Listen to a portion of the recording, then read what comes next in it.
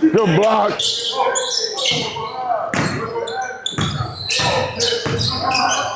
Hey, stay there.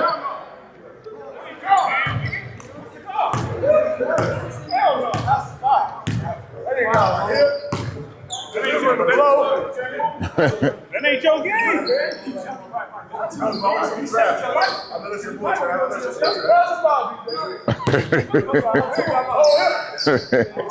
Go back to him. Clock, Corey, clock.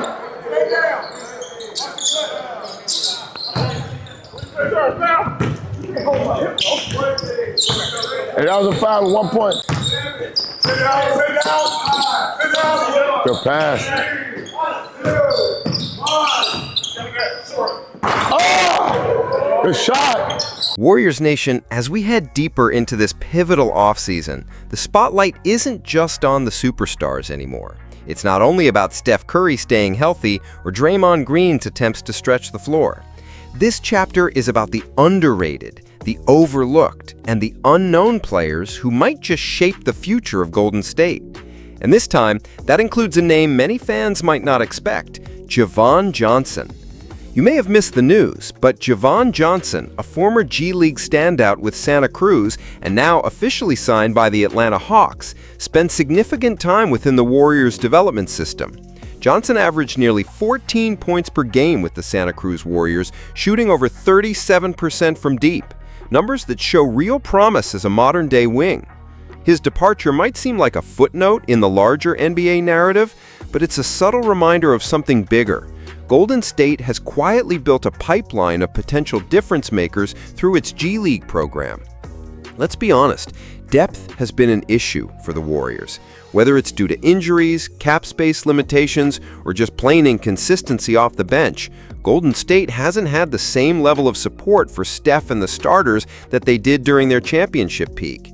So every time a player like Johnson slips away or gets picked up elsewhere, it makes fans wonder, are we maximizing the tools we already have?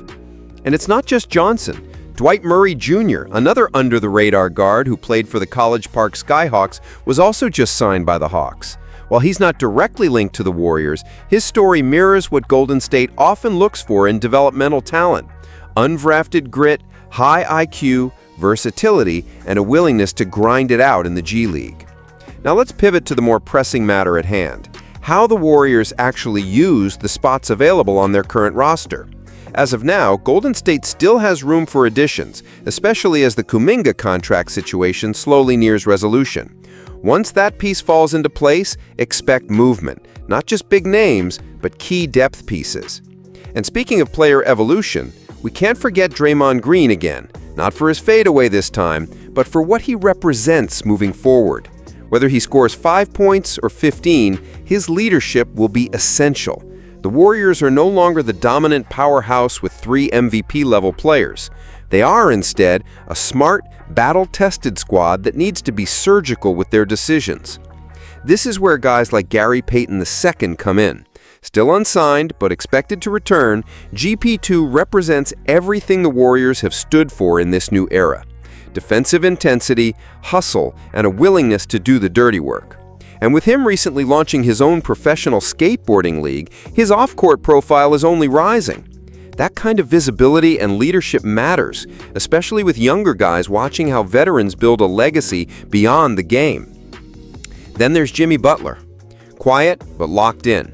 Focused on his Lining partnership, teasing new sneaker releases while sharpening his game with Draymond in the offseason.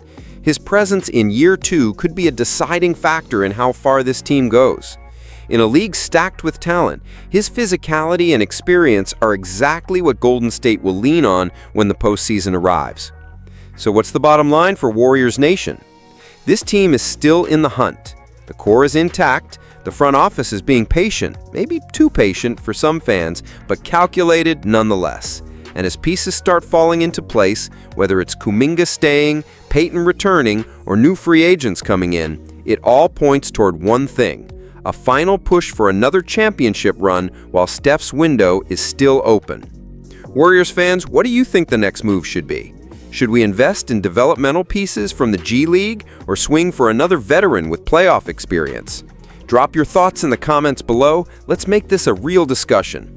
And remember, this is Warriors Nation News. If you want honest takes, deep dives, and the real pulse of Dub Nation, this is where it's at.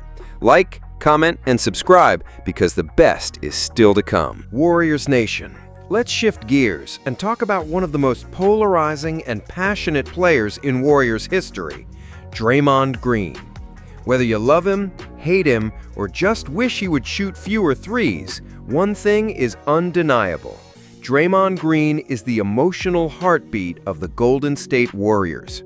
But now, in the twilight years of his career, Draymond is attempting to reinvent himself offensively. And let's just say, not everyone's buying it. At a recent open run, Green was spotted trying to add a new move to his game, Dirk Nowitzki's legendary one-legged fadeaway. Yes, you heard that right. Draymond Green, the four-time champion, defensive wizard, and elite passer, was spotted launching a high-arcing fadeaway reminiscent of the iconic German forward. The problem? It was an air ball. Fans on social media didn't hold back. Comments poured in like, "Long season incoming," and "Only bag Dre got is the backpack." Some joked about broken fingers, others about his shooting form resembling a lost hiker using a map upside down. It wasn't pretty. But here's the thing. Should we be laughing or should we be looking deeper? Because let's get real for a moment. Draymond Green is 35 years old. He's not the same player who used to guard all 5 positions at an elite level and hit timely threes in the 2015 finals. Age is catching up.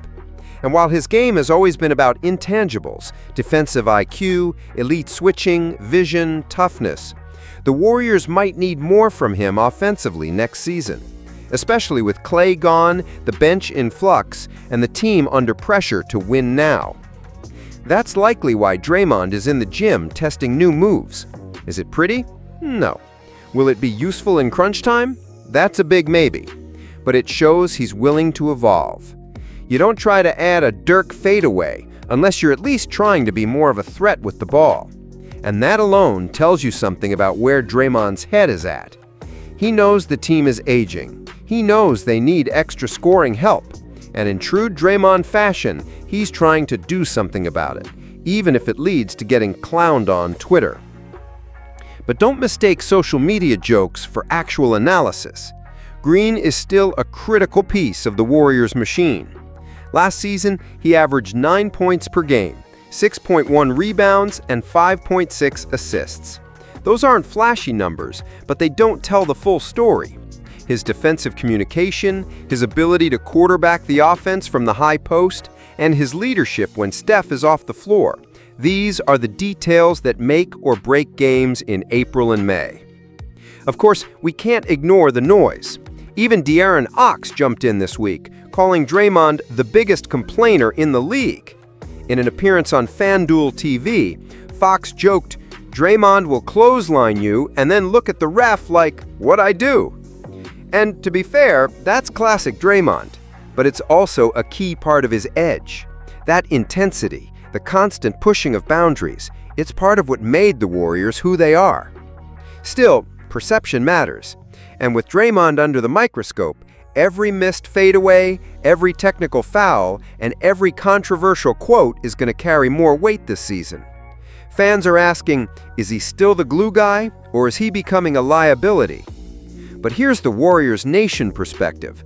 Draymond is still our guy. You take the good with the bad, the defensive stops, the high IQ reads, the occasional sideline explosion. It's all part of the package.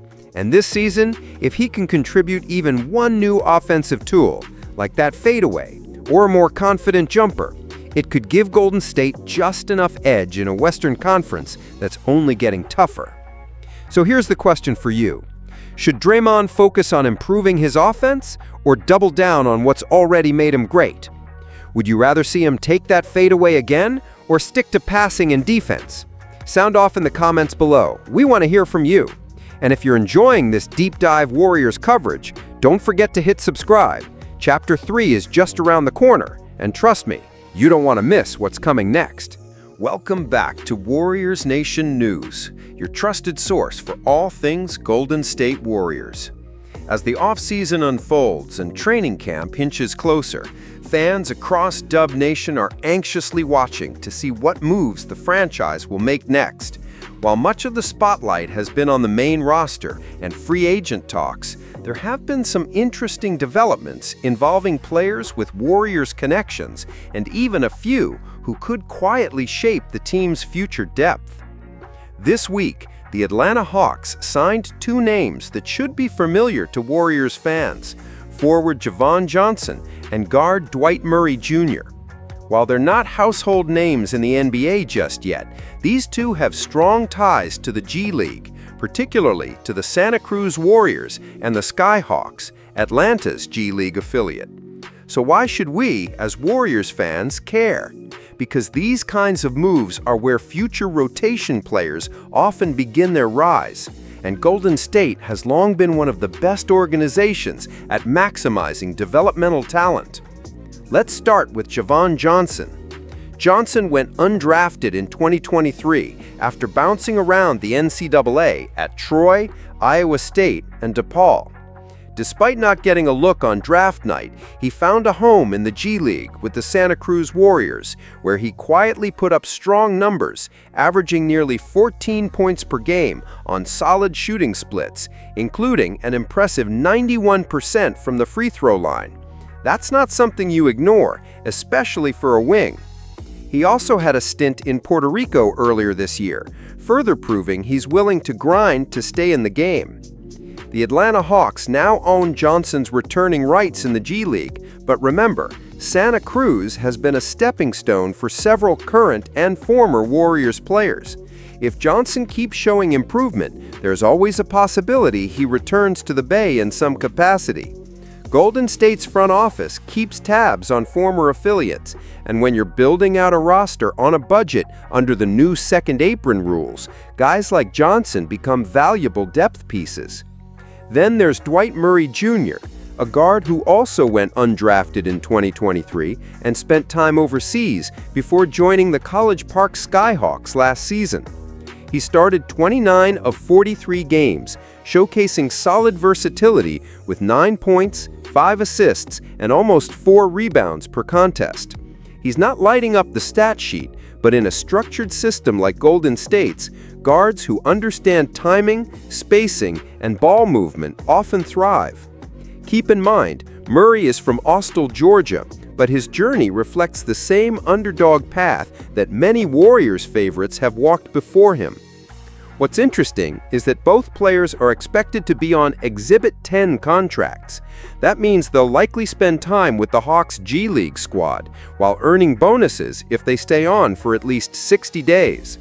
But more importantly, it shows that front offices around the league, including Atlanta's, value the type of development programs Golden State has helped pioneer.